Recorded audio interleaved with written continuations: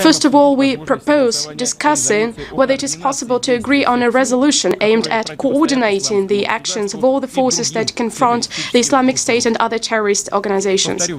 Once again, this coordination should be based on the principles of the UN Charter.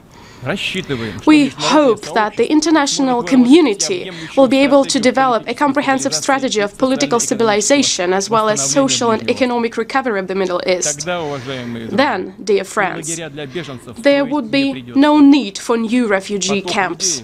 Today, the flow of people who were forced to leave their homeland has literally engulfed first neighboring countries and then Europe itself. There are hundreds of thousands of them now, and there might be millions before long.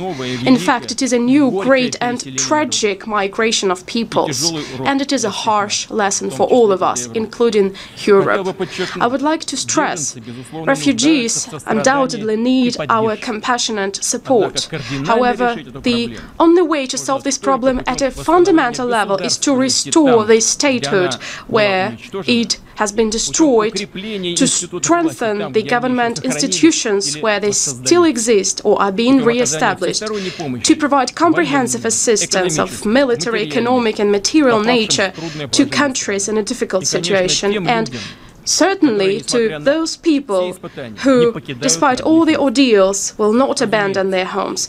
Naturally, any assistance to sovereign states can and must be offered rather than imposed exclusively and solely in accordance with the UN Charter. In other words, everything in this field that is being done or will be done pursuant to the norms of international law must be supported by our organization. Everything that contravenes the UN Charter must be rejected.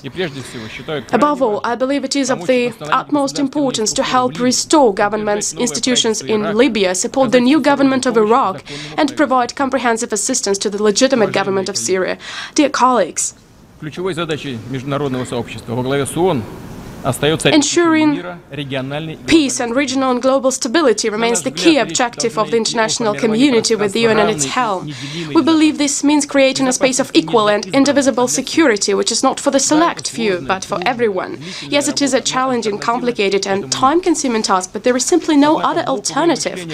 However, the bloc thinking of the times of the Cold War and the desire to explore new geopolitical areas is still present among some of our colleagues.